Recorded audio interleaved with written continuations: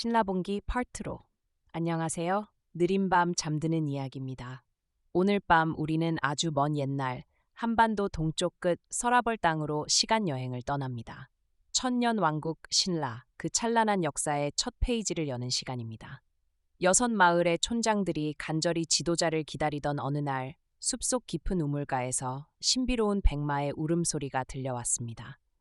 그리고 그곳에는 세상을 밝게 비출 알 하나가 놓여 있었죠. 하늘이 내린 아이, 혁것의 거서간. 그 신비로운 탄생과 신라 건국의 이야기가 오늘 밤 여러분의 머리맡으로 찾아갑니다. 복잡한 현대의 소음은 잠시 잊으세요. 이 신화 속 숲길을 따라 걷다 보면 어느새 깊고 편안한 잠의 세계에 도착해 있을 겁니다. 여러분의 편안한 잠을 위해 화면은 5분간 점점 어두워져 희미하게 됩니다. 이제 편안하게 눈을 감고 옛 이야기에 귀 기울여 보세요.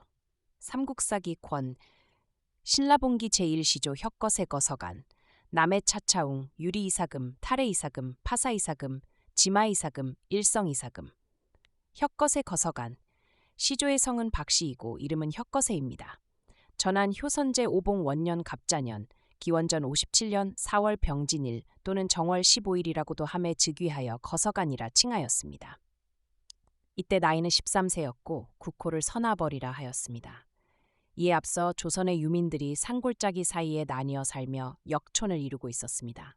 첫째는 알천 양산촌이고 둘째는 돌산 고허촌, 셋째는 취산 진지촌 혹은 간진촌, 넷째는 무산 대수촌, 다섯째는 금산 가리촌, 여섯째는 명활산 고야촌인데 이것이 진안 6부가 되었습니다. 고허촌의 촌장 소벌공이 양산 깃을 바라보니 나정 옆에 숲 사이에서 말이 무릎을 꿇고 앉아 울고 있었으므로 가서 보니 문득 말은 보이지 않고 다만 큰 알만 있었습니다. 그것을 쪼개니 어린아이가 나왔으므로 거두어서 길렀는데 나이가 10여 세에 이르자 남달리 뛰어나고 성숙하였습니다. 육부 사람들은 그 출생이 신비하고 기이하였으므로 그를 받들어 존경하였는데 이때에 이르러 그를 임금으로 삼았습니다. 진안 사람들은 박유을 북이라 일컬었는데 처음에 큰 알이 마치 박과 같았던 까닭에 박을 성으로 삼았습니다. 거서가는 진안의 말로 왕을 뜻합니다. 혹은 존귀한 사람을 부르는 호칭이라고도 하였습니다. 4년 기원전 54년 여름 4월 초하루 신축일에 일식이 있었습니다.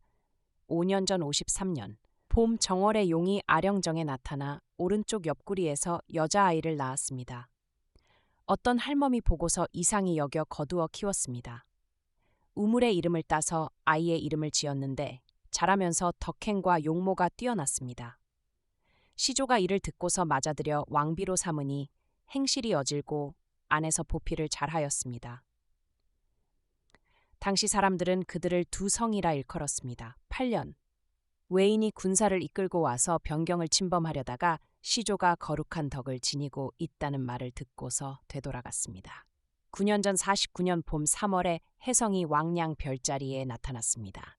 14년 기원전 44년 여름 4월에 혜성이 3별자리에 나타났습니다. 17년 기원전 41년 왕이 육부를 두루 돌면서 위무하였는데 왕비 아령이 따라갔습니다. 농사와 누에치기에 힘쓰도록 권장하여 토지의 이로움을 다 얻도록 하였습니다. 19년 전 39년 봄 정월에 변한이 나라를 바쳐 항복해왔습니다. 21 기원전 37년 서울에 성을 쌓고 금성이라 하였습니다. 이해에 고구려의 시조 동명이 왕위에 올랐습니다. 24년 전 34년 여름 6월 그름 임신일에 일식이 있었습니다. 26년 기원전 32년 봄 정월 금성에 궁시를 지었습니다. 30년 여름 4월 근운 기해일에 일식이 있었습니다. 낙랑인들이 군사를 거느리고 와서 침범하려다가 밤에도 집에 문을 잠그지 않고 곡식 더미를 들에 그대로 쌓아둔 것을 보고는 서로 말하였습니다. 이 지방 백성들은 서로 도둑질을 하지 않으니 도가 있는 나라라 할 만하다. 우리들이 몰래 군사를 거느리고 습격한다면 도둑과 다름이 없으니 부끄럽지 않을 수 있겠는가? 이에 군사를 이끌고 되돌아갔습니다. 32년 가을 8월 근인 을묘일에 일식이 있었습니다. 38년 20년 봄 2월에 호공을 마안에 보내 예방하였습니다. 마안 왕이 호공을 꾸짖어 말하였습니다. 진앙과 변한 두 나라는 우리의 속국인데 근년에 공무를 보내지 않으니 큰 나라를 섬기는 예의가 이와 같은가? 호공이 대답하였습니다. 우리나라는 두 성인이 일어나서부터 인사가 잘 다스려지고 천시가 순조로워 창고는 가득 차고 백성은 공경하고 겸양할 줄 압니다. 그래서 지난해 유민으로부터 변한 낙랑, 외인에 이르기까지 두려워하는 마음을 품지 않음이 없습니다. 그러나 우리 임금님은 겸허하게 신하인 저를 보내 안부를 묻게 하였으니 이해가 지나치다고 할 수 있습니다. 그런데도 대왕께서는 크게 노하여 군사로서 위협하니 이것이 무슨 마음입니까? 왕이 격분하여 그를 죽이려고 하였으나 좌우의 신하들이 간언하여 말리니 이에 돌아갈 것을 허락했습니다. 이보다 앞서 중국 사람들이 진나라의 난리를 괴로워하여 동쪽으로 오는 사람이 많았는데 그 다수가 마한의 동쪽의 터를 잡고 진한 사람들과 더불어 섞여 살았습니다. 이때 이르러 점점 번성해진 까닭에 마한이 그것을 꺼려서 책망한 것입니다. 호공이라는 사람은 그 종족과 성은 자세히 알 수 없으나 본래는 외인이었습니다. 처음에 박을 허리에 메고서 바다를 건너온 까닭에 호공이라 불렀습니다. 39년 마한 왕이 죽었습니다. 어떤 사람이 임금을 달래어 말하였습니다. 서한의 왕이 지난번에 우리의 사신을 욕보였는데 지금 상을 당하였으니 그 나라를 치면 쉽게 평정할 수 있지 않겠습니까? 임금이 말하기를 다른 사람의 재난을 다행으로 여기는 것은 어질지 못한 일이다 하고는 따르지 않고 사신을 보내 조문하였습니다. 40년 백제의 시조 온조가 왕위에 올랐습니다. 43년 봄 2월 근임 유일에 일식이 있었습니다. 53년 경옥저 사신이 와서 좋은 말 20피를 바치면서 말하기를 저희 임금이 남한에 성인이 났다는 소문을 듣고 신을 보내 말을 바치게 하였습니다. 하였습니다. 54년 봄 2월 기유일에 혜성이 하고 별자리에 나타났습니다. 56년 2년 봄 정월 초하루 신축일에 일식이 있었습니다. 59이 2년 가을 9월 그는 무신일에 일식이 있었습니다. 60년 3년 가을 9월에 두 마리의 용이 금성의 우물 가운데서 나타났습니다. 갑자기 천둥이 치고 비가 내렸으며 금성 남문에 벼락이 쳤습니다. 61년 봄 3월에 거서간이 죽었습니다. 사릉에 장사 지냈는데 능은 담암사 북쪽에 있습니다. 남해 차차웅. 남해 차차웅이 왕위에 올랐습니다. 차차웅을 혹은 자충이라고도 하였습니다. 김대문이 말하였습니다. 차차웅은 방언에서 무당을 일컫는 말이다. 무당은 귀신을 섬기고 제사를 주관하는 까닭에 세상 사람들이 그를 두려워하고 공경하여 마침내 큰 어른을 일컬어 자충이라 하였다. 그는 혁거세의 친아들입니다. 신체가 장대하고 성품은 침착하고 중후하였으며 지략이 많았습니다. 어머니는 아령 부인이고 왕비는 운제 부인 또는 아루 부인입니다. 아버지를 이어서 즉위하여 원년을 칭하였습니다. 사론, 임금이 즉위하면 해를 넘겨 원년을 칭하는 것은 그 법이 춘추의 상세히 있으니 이는 고칠 수 없는 선왕의 법입니다. 상서 이훈편에 성탕이 이미 죽었으니 태갑 원년이다 라고 하였고 정의에는 성탕이 이미 죽었으니 그 해가 곧 태갑 원년이다 라고 하였습니다. 그러나 맹자의 탕왕이 죽자 태정은 즉위하지 않았고 외병 2년, 중임 4년이라고 하였으니 아마 상서 이훈의 몇 글자가 빠져서 정의의 잘못된 설명이 나온 듯 싶습니다. 어떤 사람은 옛날에 임금이 즉위하면 어떤 경우는 달을 넘겨 원년을 칭하기도 하고 혹은 해를 넘겨 원년을 칭하기도 하였다고 말합니다. 달을 넘기고 원년을 칭한 것은 성탕이 이미 죽었으니 태갑 원년이다 라고 한 것이 그것입니다. 맹자에서 태정이 즉위하지 않았다라고 한 것은 태정이 왕위에 오르지 못하고 죽었음을 일컬음이고 외병 2년 중임 4년이라 한 것은 모두 태정의 아들인 태갑의 두 형이 태어나서 2년 혹은 4년 만에 죽었음을 말하는 것이니 태갑이 탕을 이을 수 있었던 까닭입니다. 사기에서 문득 중임과 외병을 두 임금이라 하였으나 잘못입니다. 전자에 따르면 앞 임금이 죽은 해에 남의 차차웅이 즉위하여 원년을 칭하였으니 옳지 않고 후자에 따르면 곧 상나라 사람의 예법을 얻었다고 할 수 있습니다. 원기 4년 가을 7월에 낙랑의 군사가 와서 금성을 몇 겹으로 둘러쌌습니다. 왕이 좌우의 신하들에게 말하였습니다. 두 성인이 나라를 버리시고 내가 나라 사람들의 추대로 그릇되이 왕위에 있어 두려움이 마치 냇물을 건너는 것과 같다. 지금 이웃 나라가 와서 침범하니 이는 내가 덕이 없는 까닭이다. 이를 어찌하면 좋겠는가? 좌우의 신하들이 대답하였습니다. 적이 우리가 국상을 당하였음을 다행으로 여겨서 망령되게 군사를 이끌고 왔으니 하늘이 반드시 도와주지 않을 것입니다. 지나치게 두려워하지 않아도 됩니다. 적이 잠시 후에 물러갔습니다. 3년, 봄 정월에 시조묘를 세웠습니다. 겨울 10월 초하루 병진일에 일식이 있었습니다. 5년, 봄 정월에 왕이 탈해가 어질다는 소문을 듣고 맏딸을 그에게 시집 보냈습니다. 서기 10년, 가을 7월에 탈해를 대보로 삼아 군무와 국정을 맡겼습니다. 8년, 11년, 봄과 여름에 가물었습니다. 11년 서기 14년, 외인이 병선 100여 척을 보내 바닷가에 민가를 노략질하였으므로 육부의 날랜 군사를 출동시켜 그들을 막았습니다. 낭랑인이 생각하기를 나라 안이 비었을 것이다 하고 와서 금성을 공격하니 몹시 급박하였습니다. 밤에 유성이 적의 진영에 떨어지자 무리들이 두려워하여 물러가 알천가에 진을 치고 돌무더기 수십 개를 만들어 놓고 갔습니다. 육부의 군사 1000명이 그들을 추격하였는데 토암산 동쪽에서부터 알천에 이르러 돌무더기를 보고서 적의 무리가 많다는 사실을 알고 이에 중지하였습니다. 서기 16년 가을 7월 금임 무자일에 일식이 있었습니다. 15년 서기 18년 서울에 가뭄이 들었습니다. 가을 7월에 메뚜기 떼의 재해가 있어 백성들이 굶주렸으므로 창고의 곡식을 풀어 그들을 진율하였습니다. 16년 봄 2월에 북명 사람이 밭을 갈다가 예왕의 인장을 얻어 나라에 바쳤습니다. 19년 질병이 크게 번져 많은 사람들이 죽었습니다. 겨울 11월에 얼음이 얼지 않았습니다. 20년 서기 23년 가을에 금성이 태미 별자리에 들어갔습니다. 24년 가을 9월에 메뚜기 떼의 재해가 있었습니다. 왕이 죽어 사릉원 안에 장사 지냈습니다. 유리 이사금 유리 이사금이 왕위에 올랐습니다. 남해의 태자입니다. 어머니는 운제 부인이고 왕비는 일지 갈문왕의 딸입니다. 혹은 왕비의 성은 박씨이고 허루왕의 딸이라고도 하였습니다. 앞서 남해가 죽자 유리가 마땅히 왕위에 올라야 했는데 대보인 탈해가 본래 덕망이 있었던 까닭에 왕위를 미루어 사양하였습니다.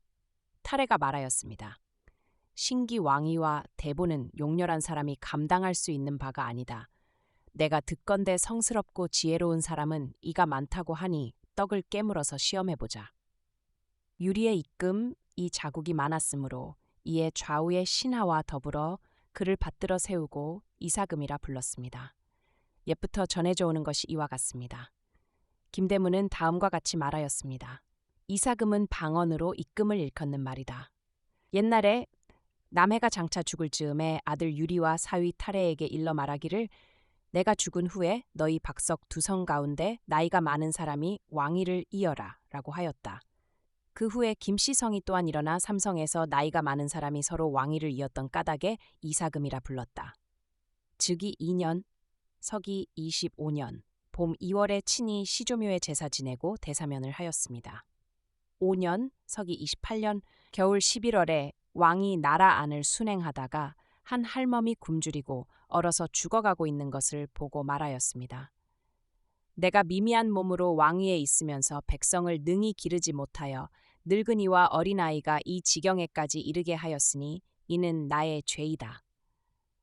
왕이 옷을 벗어서 덮어주고 밥을 주어 먹게 하였습니다. 그리고 담당 관청에 명하여 곳곳에 있는 호라비와 호러미, 부모 없는 아이, 자식 없는 늙은이와 늙고 병들어 스스로 살아갈 수 없는 사람을 위문하고 양식을 나누어 주어서 부양하게 하였습니다. 이에 이웃 나라의 백성들이 소문을 듣고 옮겨오는 자가 많았습니다. 이 해에 백성의 풍속이 즐겁고 편안하여 비로소 도솔가를 지었습니다. 이것이 가학의 시초입니다. 군역이 32년 봄에 육부의 이름을 바꾸고 그에 따라 성을 내려주었습니다. 양산부를 양부로 고치고 성은 이씨로 하였고 고어부를 사량부로 고치고 성은 최씨, 대수부를 점량부 또는 모량부로 고치고 성은 손씨, 간진부를 본피부로 고치고 성은 정씨, 가리부를 한기부로 고치고 성은 배씨, 명활부를 습비부로 고치고 성은 설씨로 하였습니다. 또 관직을 설치하였는데 17등급이 있었습니다. 첫째는 이벌찬, 둘째는 이척찬, 셋째는 잡찬, 넷째는 파진찬, 다섯째는 대아찬, 여섯째는 아찬, 일곱째는 일길찬, 여덟째는 사찬, 아홉째는 급벌찬, 열째는 대나마, 열한째는 남아, 열두째는 대사, 열셋째는 소사, 열넷째는 길사, 열다섯째는 대오, 열여섯째는 소오, 열일곱째는 조이였습니다. 왕이 육부를 정하고 나서 이를 반씩 둘로 나누어 왕의 딸 두 사람으로 하여금 각각 부안의 여자들을 거느리고 무리를 나누어 편을 짜서 가을 7월 16일부터 매일 아침 일찍 큰 부의 뜰에 모여서 길쌈을 하도록 하여 을야 밤 10시경에 그치는데 8월 15일에 이르러 그 공적에 많고 적음을 헤아려진 편은 술과 음식을 차려서 이긴 편에게 살해하였습니다. 이에 노래와 춤과 온갖 놀이를 모두 행하는데 그것을 가베라 하였습니다. 이때 진편에서 한 여자가 일어나 춤을 추며 탄식해 말하기를 회소회소라고 하였는데 그 소리가 슬프고도 아름다워 후인이 그 소리를 따서 노래를 지으니 회소곡이라 이름하였습니다. 11년기 34년 서울의 땅이 갈라져 샘물이 솟았습니다. 여름 6월에 홍수가 났습니다. 13년 가을 8월에 낭랑이 북쪽 변경을 침범하고 타산성을 공격하여 함락시켰습니다. 14년 7년 고구려 왕 무줄이 낙랑을 습격하여 멸망시켰습니다. 그 나라 사람 5,000명이 와서 투항하였으므로 육부에 나누어 살게 하였습니다. 17년 40년 가을 9월에 화려현과 불레현 두 현의 사람들이 함께 모의하여 기병을 이끌고 북쪽 변경을 침범하였는데 맥국의 우두머리가 고카의 서쪽에서 군사로서 막아 물리쳤습니다. 왕이 기뻐하여 맥국과 우호를 맺었습니다. 19년 42년 가을 8월에 맥국의 우두머리가 사냥하여 얻은 새와 짐승을 바쳤습니다. 31년 봄 2월에 혜성이 자궁 별자리에 나타났습니다.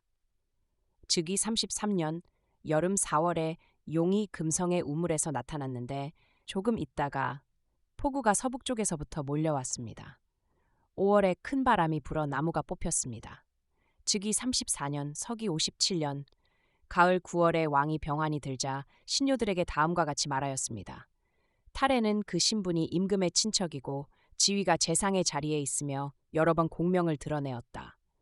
짐의 두 아들은 재주가 그에 훨씬 미치지 못한다. 내가 죽은 후에 그로 하여금 왕위에 오르게 할 것이니 나의 유훈을 잊지 말라. 겨울 10월에 왕이 죽어 사릉원 안에 장사 지냈습니다. 탈의 이사금 또는 토해라고도 함이 왕위에 올랐습니다. 그때 나이는 62세였습니다. 성은 석씨이고 왕비는 아효 부인이었습니다. 탈에는 본래 다파나국에서 태어났는데 그 나라는 외국의 동북쪽 천리 되는 곳에 있습니다. 앞서 그 나라 왕이 여국왕의 딸을 맞아들여 아내로 삼았는데 임신한 지 7년이 되어 큰 알을 낳았습니다. 그 왕이 말하기를 사람으로서 알을 낳은 것은 상서롭지 못하니 마땅히 버려야 한다고 하였습니다. 그 여자는 차마 그렇게 하지 못하고 비단으로 알을 싸서 보물과 함께 괴짝 속에 넣어 바다에 띄워가는 대로 가게 맡겨두었습니다. 처음에 금관국의 바닷가에 이르렀으나 금관국 사람들이 그것을 괴이하게 여겨서 거두지 않았습니다. 다시 진안의 아진포 어구에 다다랐습니다. 이때는 시조 혁거세가 왕위에 오른 지 39년 되는 해입니다. 그때 바닷가에 있던 할멈이 줄로 끌어당겨서 해안에 메어놓고 괴짝을 열어보니 작은 아기가 하나 있어 그 할멈이 거두어 길렀습니다. 장성하자 신장이 9자나 되고 풍채가 빼어나고 환했으며 지식이 남보다 뛰어났습니다. 어떤 사람이 말하였습니다. 이 아이의 성씨를 모르니 처음에 괴짝이 왔을 때 까치 한 마리가 날아와 울면서 그것을 따랐으므로 마땅히 작자에서 글자를 떼어내 석으로서 성을 삼고 또 괴짝에 넣어둔 것을 열고 나왔으므로 마땅히 탈해라 해야 한다. 탈해는 처음에 고기잡이를 업으로 하여 그 어머니를 봉양하였는데 한 번도 게으른 기색이 없었습니다. 어머니가 말하기를 너는 보통 사람이 아니다. 골상이 특이하니 마땅히 학문을 하여 공명을 세워라고 하였습니다. 이에 오로지 학문에만 힘써 지리까지도 겸하여 알았습니다. 양산 아래 호공의 집을 바라보고는 길지라고 여겨 속임수를 써서 그곳을 빼앗아 살았는데 그 땅은 후에 월성이 되었습니다. 남해왕 5년에 이르러 왕이 그가 어질다는 소문을 듣고 그의 딸을 그에게 시집 보내고 7년에는 등용하여 대보로 삼아 정치의 일을 맡겼습니다. 유리왕이 장차 죽을 즈음에 다음과 같이 말하였습니다. 선왕이 유언으로 말하기를 내가 죽은 후에는 아들이나 사위를 논하지 말고 나이가 많고 또한 어진 사람으로 왕위를 잇게 하라고 하셨으므로 내가 먼저 왕위에 올랐다. 이제 마땅히 왕위를 그에게 물려주어야겠다. 즉위 2년, 봄 정월에 호공을 대보로 삼았습니다. 2월에 몸소 시조묘에 제사 지냈습니다. 즉위 3년, 봄 3월에 왕이 토암산에 올라갔는데 검은 구름이 덮개처럼 하여 왕의 머리 위에 떠서 오래 있다가 흩어졌습니다. 여름 5월에 외국과 우호 관계를 맺고 사신을 교환하였습니다. 6월에 혜성이 천선 별자리에 나타났습니다. 즉위 5년, 가을 8월에 마한의 장군 맹소가 보감성을 들어 항복해 왔습니다. 즉위 7년, 겨울 10월에 백제 왕이 땅을 넓혀 낭자곡성에 이르러 사자를 보내 만나기를 청하였으나 왕은 가지 않았습니다. 즉위 8년 64년, 가을 8월에 백제가 군사를 보내 와산성을 공격하였습니다. 겨울 10월에 또 구양성을 공격하였으므로 왕이 기병 2,000명을 보내쳐서 쫓아보냈습니다. 12월에 지진이 일어났고 눈이 내리지 않았습니다. 즉위 9년기 65년, 봄 3월에 왕이 밤에 금성 서쪽의 시림숲에서 닭 우는 소리를 들었습니다.